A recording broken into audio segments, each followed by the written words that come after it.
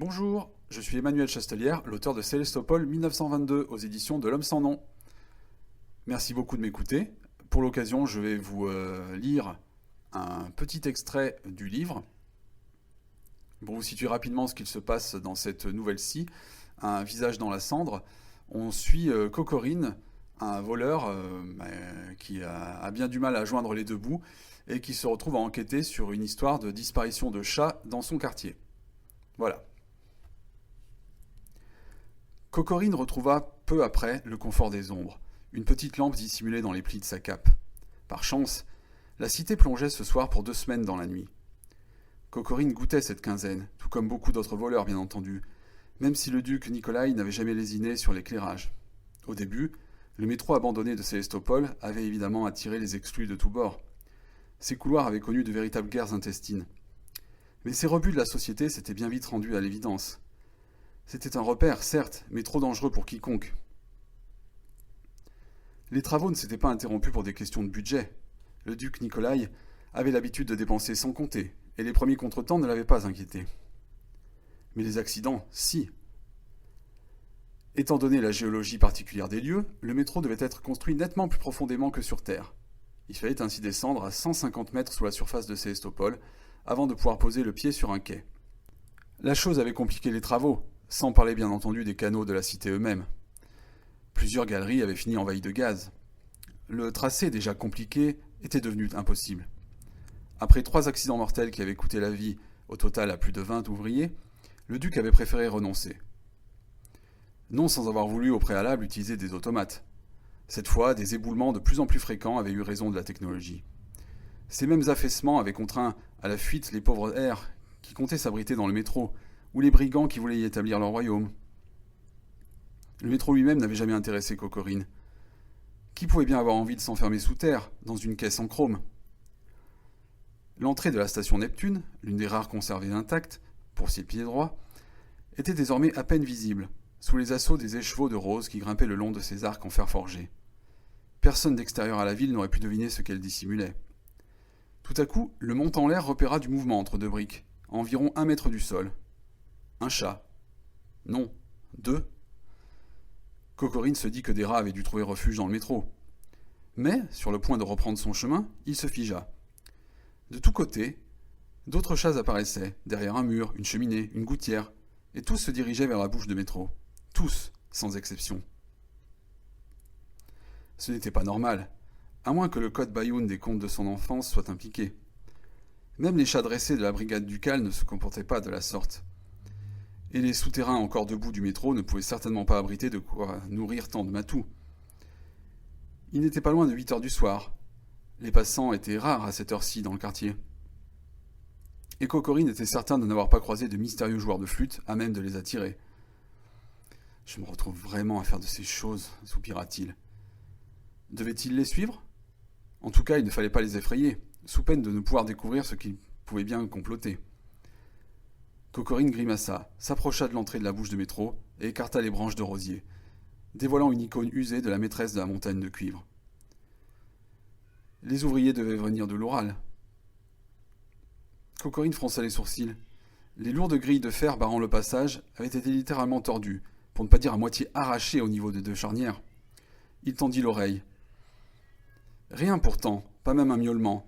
Dans tous les cas, il ne pouvait pas en rester là. Le voleur se glissa à l'intérieur, saisissant sa lampe de poche en ivoire. Les chats, de l'autre côté du hall d'entrée de la station, ne l'avaient pas attendu. Pour un peu, Cocorine n'aurait pas été surpris de les découvrir derrière les 4 guichets envahis de toiles d'araignée. Le voleur n'avait aucune intention d'effrayer ces créatures si efflanquées qu'on aurait pu les confondre avec leurs ombres.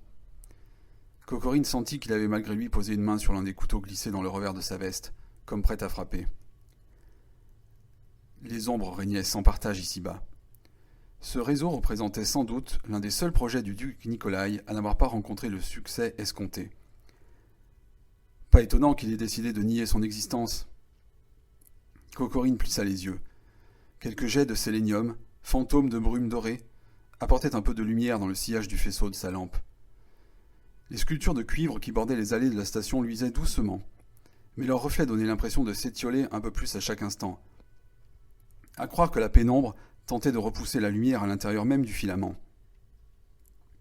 Bouche bée, Cocorine ne pouvait s'empêcher de lever les yeux sur les arches du métro. Difficile d'imaginer que malgré le danger, personne n'ait pris le risque de rester installé là sous terre. Après tout, était-ce vraiment pire que de s'entasser dans des habitations miteuses ? Son imagination se mit à errer elle aussi dans les couloirs, et Cocorine se vit un instant couronné roi des entrailles de la ville, assis sur un trône de ferraille et de décombres. Des escaliers de marbre monumentaux l'attendaient un peu plus loin, les ténèbres avalant les rayons discrets de ses rampes cuivrées. À sa gauche, une volée de marche beaucoup plus modeste, mais surtout un chat, et un chat bien précis. Cocorine tira l'affiche de sa poche et la considéra d'un œil critique. Même en voulant se montrer bienveillant, Kayla n'était guère douée pour le dessin. Le jeune homme fit la moue. Tous les chats des environs ne pouvaient pourtant pas prétendre se distinguer par un pelage gris et une tache ronde et blanche sur le crâne.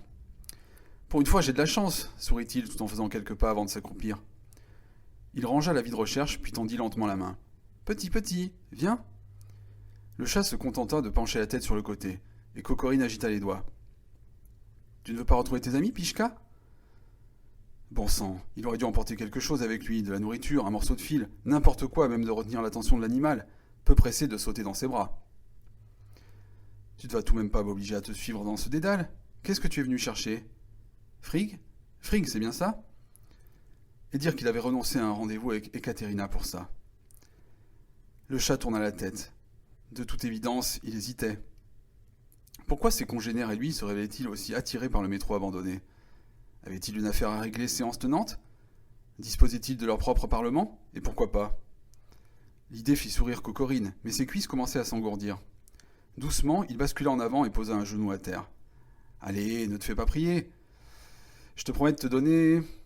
Enfin, je suis sûr que les gamins te donneront quelque chose à manger, peut-être même leur part. Ils seront trop contents de te retrouver pour avoir faim eux-mêmes. » Comme s'il comprenait enfin, le chat étira ses pattes arrière, puis fit 3 pas en avant pour venir se blottir contre Cocorine. « Ah, merci de ta compréhension, chuchota le voleur, en souleva le chat à 2 mains. Nul doute que l'animal tenterait de s'échapper, mais Cocorine espérait éviter ses coups de griffe le temps de quitter le métro. C'était un chat après tout, donc imprévisible par nature. Il pouvait sentir sa fragile cage thoracique trembler contre son cœur. Cocorine jeta un coup d'œil en arrière, tandis que Frigg ronronnait. La curiosité du voleur n'était pas vraiment assouvie malgré sa réussite. Qu'en était-il des autres chats ? Il haussa les épaules. Ce serait pour une autre fois. Ou jamais. Il n'avait rien contre ces bouts de poils, mais il avait rempli sa mission. Vite fait, bien fait. Il reporta son attention sur les marches de l'entrée, plissant les yeux. Une poignée de lueurs vacillantes s'avançait dans l'ombre, comme autant de lucioles verdâtres. Cocorine. Son nom résonna dans le hall tout entier. Impossible de se cacher. Le jeune homme se contenta de se figer sur place, sans bruit, aux aguets. Il avait aussitôt reconnu cette voix. Le chef du petit groupe de Cheyennes qui l'avait attaqué était de retour, accompagné de ses gardes rapprochés. Sans doute les mêmes pharaons que l'autre jour, 2 pas en retrait. Leur chef portait désormais un bandeau dissimulant son œil gauche. Comment s'appelait-il déjà ? Tomac ? On dirait que je t'ai tapé dans l'œil, le défia Cocorine. Je pensais bien que tu pouvais traîner sous terre, Moudak, répondit l'autre, ignorant cette pique, tout en caressant doucement sa joue balafrée. Le voleur hésita, tandis que le dénommé Tomac s'avançait, seul, avant de se laisser glisser le long de la rampe d'escalier en soulevant un nuage de poussière. À cet instant seulement, Cocorine recula, d'un pas, puis d'un autre. « Eh bien, tu fuis ?» lui lança le Cheyenne en relevant le menton. « Amusant !» Cocorine, qui avait toujours préféré arpenter les toits, se voyait contraint de reculer, encore et toujours, en direction des escaliers menant au quai. À cet instant, choisissant bien entendu le pire moment pour réagir, le chat bondit. « Reviens !» siffla Cocorine entre ses dents. « Tiens, mais qui voilà ?» Sans le moindre signe avant-coureur, alors que le petit chat trottinait innocemment vers lui, le Cheyenne franchit la distance les séparant et lui décocha un violent coup de pied. L'animal surpris ne poussa même pas un cri, glissant sur le sol froid en direction de Cocorine.